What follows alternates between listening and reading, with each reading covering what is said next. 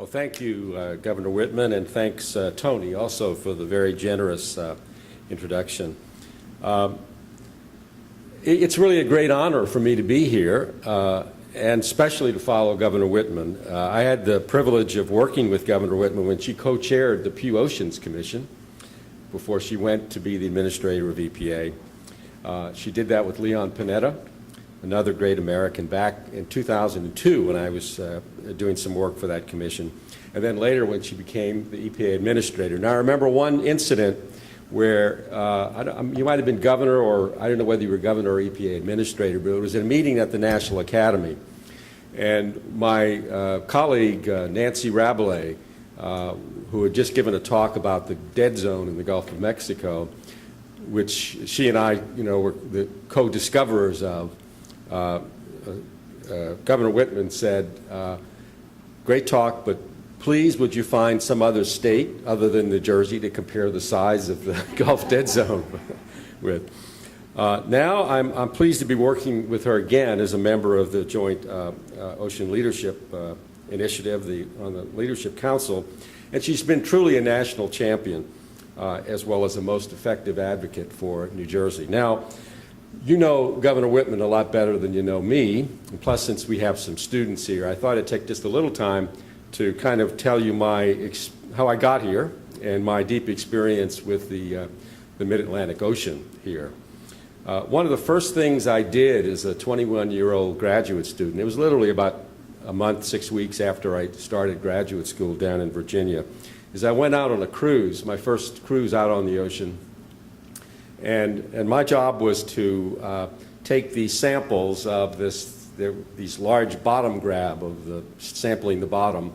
And it was for a professor who was a geologist, and he was just interested in a small sample from this big grab of sediment. So my job was to look through the rest of it and find out what was living in it. And it was a tremendous experience, not only because I learned a lot about the myriad organisms that live in our ocean and the rich diversity there, but it really impressed me by how over short distances and what otherwise looks like a featureless ocean from the surface, how much change there was.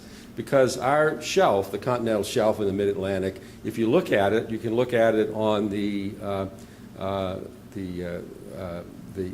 Monmouth Mid-Atlantic Ocean portal, the wonderful portal that you've developed, or you can look at it either on Google Maps, Google Earth. Now don't pull out your devices and start looking at when I'm talking, but you can see it's like a washboard.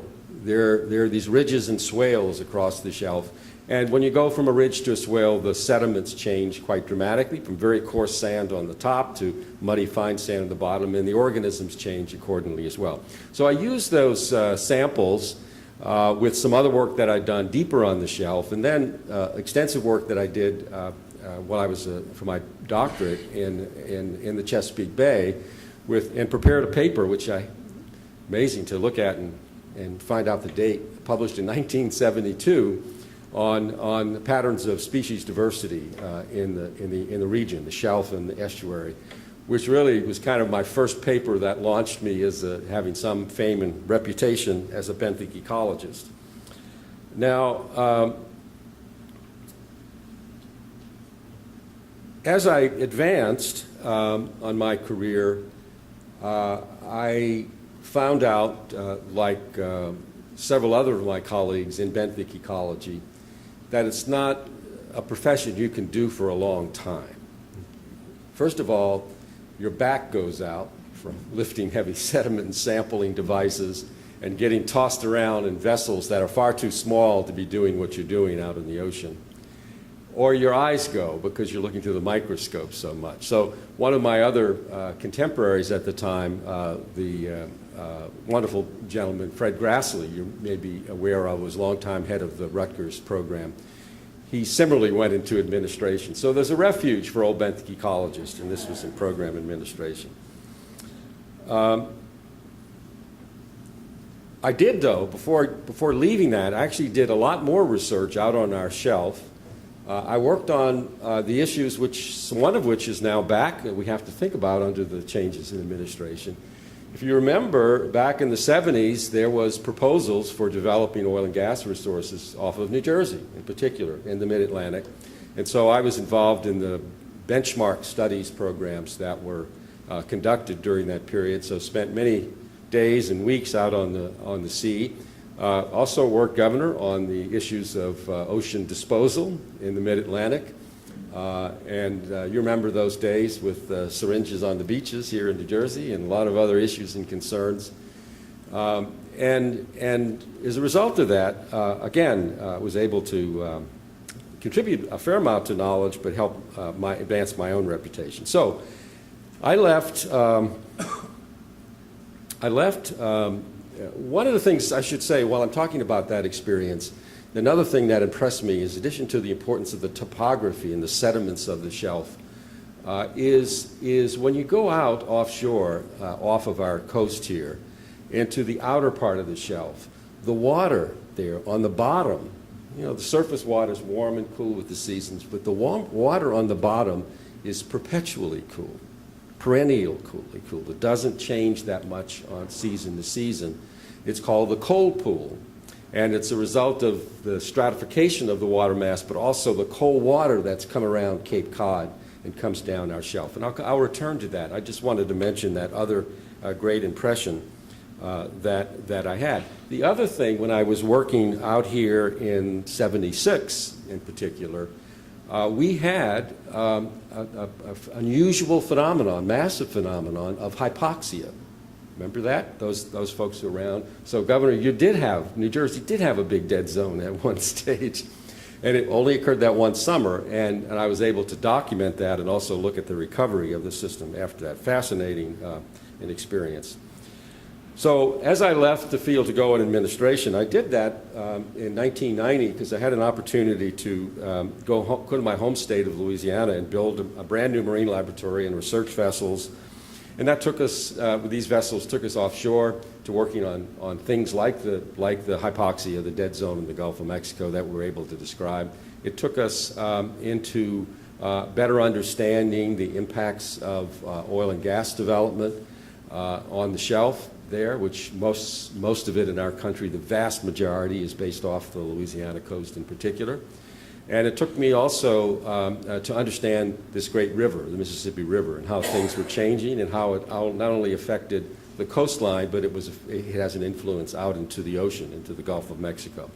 That experience on oil and gas development, I'm convinced, is what led later on, many years later, in 2005, the president to appoint me to the Oil Spill Commission.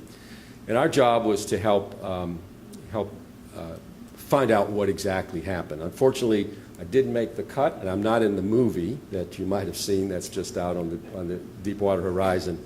But we contributed a lot to the knowledge of what the problems were, and that resulted in significant reforms within the Obama administration about how oil and gas is conducted. I could give you another whole talk of all of the systemic issues that were involved, but it's really quite amazing that we were doing all of these things and taking the risk that we were taking. And so that's been a great improvement. Importantly, the agency that was responsible for this regulation was called the Minerals Management Service. You know them. And that had been the predecessor of Minerals Management Service was they were in BLM. So the sponsors of some of my research in the Mid-Atlantic was BLM.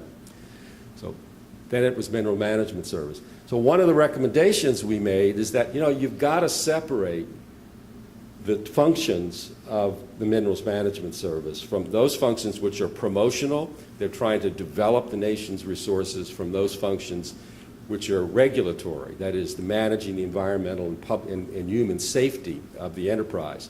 So the administration put in, through executive order, created what we now know as BOEM, Bureau of Ocean Energy Management, and Bureau of Safety and Environmental Enforcement, BSEE, the two agencies. Now, I have to tell you that one of the things important going forward is that restructuring has not been codified by Congress. Congress has not acted on our recommendations to set that up in law.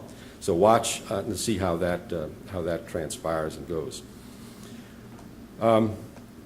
So The final chapter of my experience with this oil spill in the Gulf is that I was asked year before last to be a witness in the trial with BP, and was, proud to say that that was one of the many elements that created climate so that the BP settled with the government. So there was this historic settlement just earlier this year of $21 billion, which is going to go to largely to environmental restoration.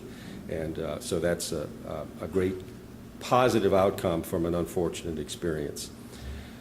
So after my many years of focus on the Chesapeake Bay while I returned to the University of Maryland, it was a pleasure to turn my attention to the Mid-Atlantic Bight as a member of the Stakeholder Liaison Committee of the Mid-Atlantic Regional Council on the Ocean, MARCO. You probably folks, many of you know MARCO. This was a group that was actually started by the governors from a regional perspective, and it began thinking collectively within the states in the Mid-Atlantic region about common problems and planning and dealing with our issues on our regional ocean. And of course now we have a regional planning exercise, which is more of an intergovernmental federal and state activity that is itself just produced a plan just last month, I guess. So one of the things I should point out that's been it's a great outcome of that is this data portal, ocean data portal that I mentioned earlier. It's been done by Monmouth's Urban Coast Institute. And if you go to it, if you haven't been to it, you really should, because it's an exquisite planning tool with really scores of layers, data layers of oceanography, of marine life, of fishing, security, recreation, maritime activities, and other socioeconomic issues. This data portal has really proved an essential tool for this Mid-Atlantic Regional Ocean Action Plan, which I said was just released last month. So congratulations, Tony, on your contributions to that. But of course, this plan, just like any other, is just a beginning. I have to say, after returning and paying attention to the Mid-Atlantic Ocean, I'm in a way underimpressed by how much we've advanced our knowledge in this region compared to my experience in other parts of the country and other parts of the world. Parts of the West Coast, Alaska, Gulf of Mexico. We've really advanced our understanding of these ecosystems far more, I think, relatively speaking, than the Mid-Atlantic. Now, having said that, there are some very bright spots and some wonderful things that have been done. At the top of my list is the world-class in situ and remote sensing program of Rutgers Coastal Ocean Observations Lab, or COOL. It is really cool, the stuff that they do. If you haven't seen their products, go to their website as well. In addition, we've gained a lot more knowledge about marine mammals and seabirds, some of it related to our looking at issues related that may be attendant to offshore renewable energy, wind energy. And also, we've learned a lot more about these wonderful submarine canyons that exist on the edge of our continental shelf, and the rich diversity and vulnerability of those canyons along the shelf break. But the advances are, as I said, are not as far as I would have liked to have seen.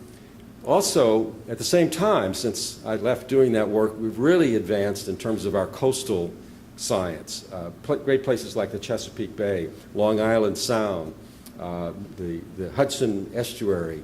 We've really advanced. We're looked at from the rest of the world as the world's leaders in understanding those ecosystems. But what's missing also, which is very vital because they're so important, is the connection that they have with the coastal ocean. It's an area where we really need more emphasis and attention.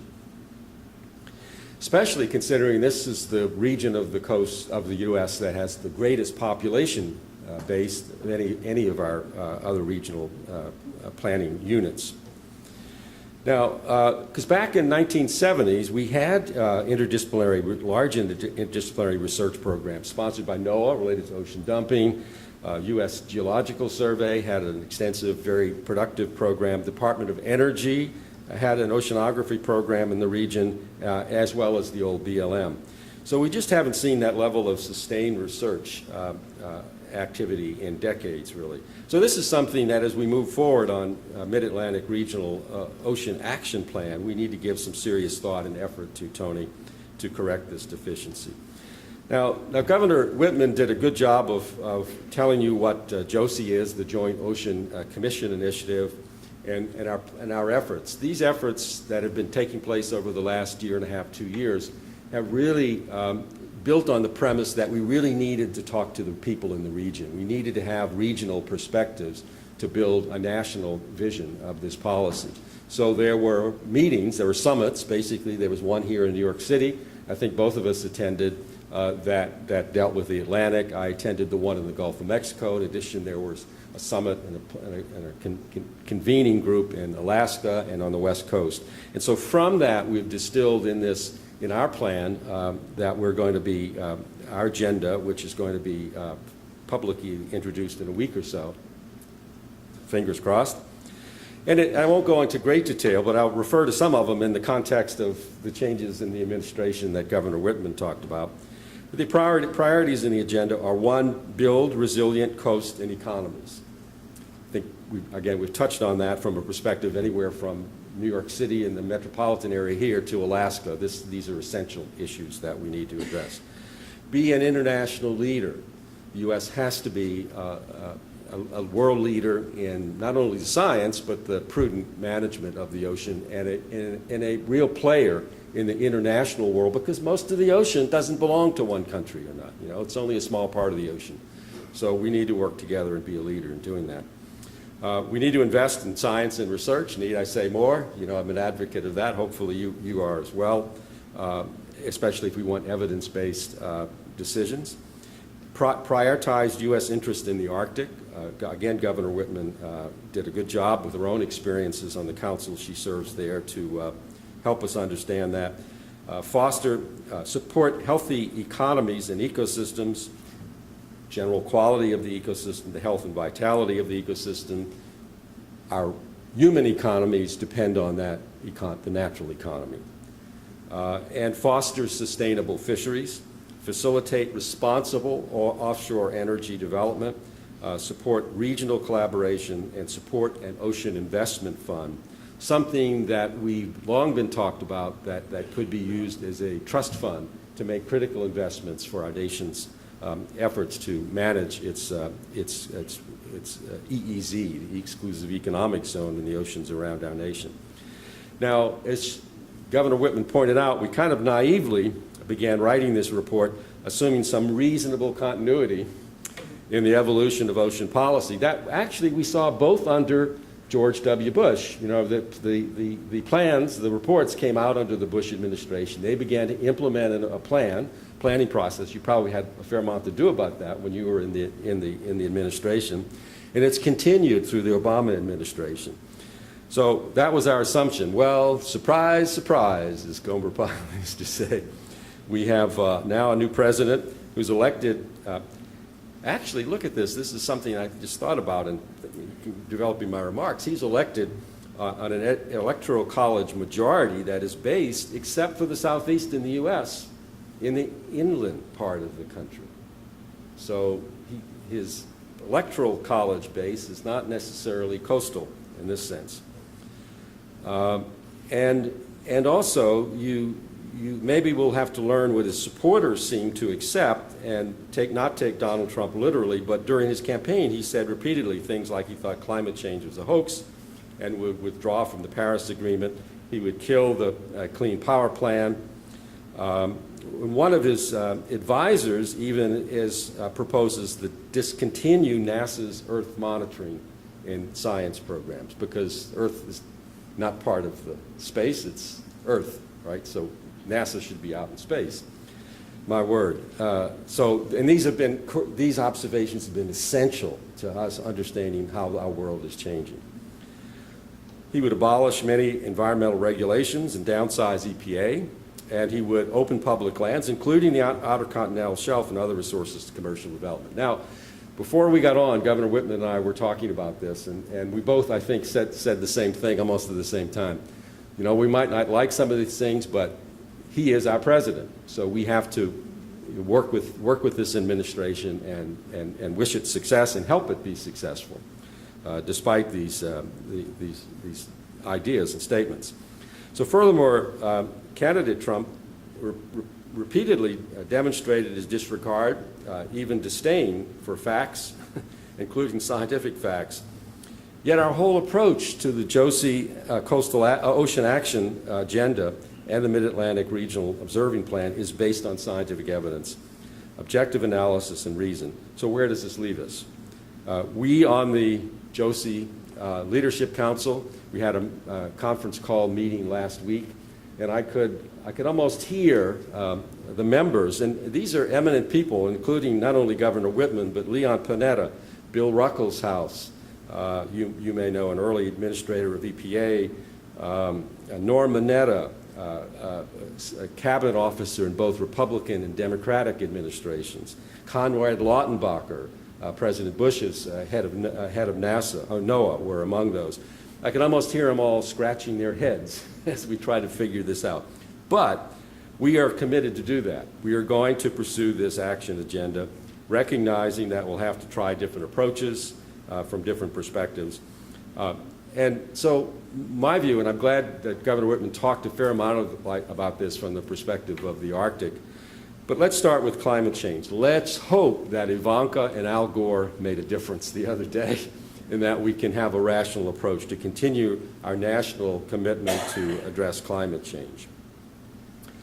If, however, a president-elect fills his campaign statements and withdraws from the Paris Agreement and kills clean power, we are not only screwed in America, the world is screwed. I'm being blunt.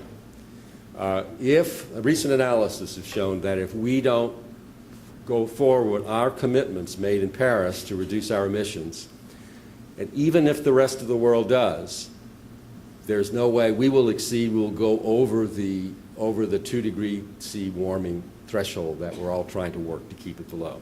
So it can't be done without the United States participation. Furthermore, our leadership is essential. Our leadership in making commitments and working with China is essential to achieving the Paris Agreement. So if we withdraw, why should China, why should India, why should these other nations honor their commitments as well? So it's a real serious challenge. And if you think that this isn't an ocean policy issue, think again. Our climate is fundamentally about the ocean. It's what's storing most of the heat. It's what's storing a lot of the CO2. It's also where we're seeing manifest effects of the climate change. So if we are unsuccessful and we exceed this ceiling of 2-degree warming, we're going to see changes here locally. First of all, we're going to have higher rate of sea level rise, further endangering the communities. Now, I'm hoping Sandy storm surge didn't get up to 56th and 5th Avenue, right? But Donald Trump lives in New York, so he must know about the disruptive effect, the tremendous cost of that event, and what we might need to do to avoid it. So we really need to address that regionally. In the ocean, you might be aware that we're seeing a shifting of our fishery species as they move northward. So some things that we used to be able to catch here, you can't anymore. You can't catch lobsters in Long Island Sound anymore. And those changes will continue and accelerate. This cold pool that I mentioned, research is indicating that that's going to shut down. And so we'll have a phenomenal ecosystem change on our own continental shelf out here as a result of this. And it only becomes more likely and more severe if we don't address this issue. So with regard, one of the things in this agenda that I think might resonate is the building resilient coast and economies. And one of those elements, Lillian Barone is here, one of the fellow members of the Leadership Council, JOSI Leadership Council. She can tell you investment in our ports infrastructure is really critical for this country, the way the global economy works. And so, you know, with this idea of committing to infrastructure, let's not forget the ports, because it's vital to our economy, but also, if we do it right, we can have green solutions to some of these problems. In Maryland, where I work in the Chesapeake Bay, we're doing habitat restoration as part of port development. We're revitalizing communities in the cities because of the activity managing dredge material, but also creating space for new development, new opportunities in our cities. So there are wonderful things like that we can think about that might resonate with someone who's interested in economic advancement. We must continue to invest in science and research. In ocean science, when I came up most of my career, the U.S. was by far the dominant nation in ocean science. Nowadays, I think we're probably on an equal footing with Europe collectively. They've caught up with us. They are making strategic investments. And now we also see the rapid growth and expansion of capabilities in China, tremendous investments in Japan, and so on. We need to be the leaders in this field. So we need to make American science great, ocean science great, as well as our nation great. And to that regard, one of the issues which is critical to all of our ocean activities international, and we're at a great disadvantage for, is that we have not ratified the law of the sea, the U.S. and United Nations law of the sea. This despite the fact that the military, the admirals and generals, the heads of the energy industry, Rex Tillerson, who was meeting with President-elect Trump the other day, they get it. They've been supporting the U.S. ratification of this treaty, and yet it's been a few obstacles who are in the Senate who have said American sovereignty is lost. Maybe this deal maker can understand this and get this done, because it really is critical. It's really critical to our role in negotiations in the Arctic as well. Foster sustainable fisheries. In the United States, underappreciated success story in my career, during my lifetime, during my career, is we've reduced by a lot the number of overfished stocks we have in this country through prudent management. So now we have better managed, well-managed fishery resources. And let's not return to a open Wild West approach to this. Let's manage our resources effectively. And let's use tools that we've developed, such as catch shares and marine protected areas, which have shown that are not only beneficial to conservation, but they're actually make great economic sense too. So we need to send that message forward and help them understand it. Governor, when you were in EPA, you know the importance of the Clean Water Act. Now, you think of it, yeah, there are some elements of the Clean Water Act that deal with the ocean, but a lot of it deals with the waters on our landscape. Those waters and the quality of those waters are essential to our coastal ocean quality. No more evident than in the Chesapeake Bay, where we're working now for 30 years to try to reduce inputs of nutrients and sediments into the bay.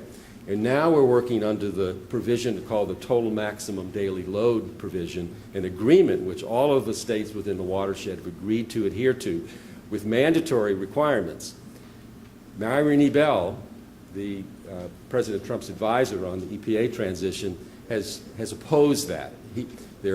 The approach has been challenged in the courts by the American Farm Bureau Federation, the Fertilizer Institute, and the like. And the courts have defended the program. The appeals courts have defended the program. The Supreme Court has refused to hear the appeal to the Supreme Court.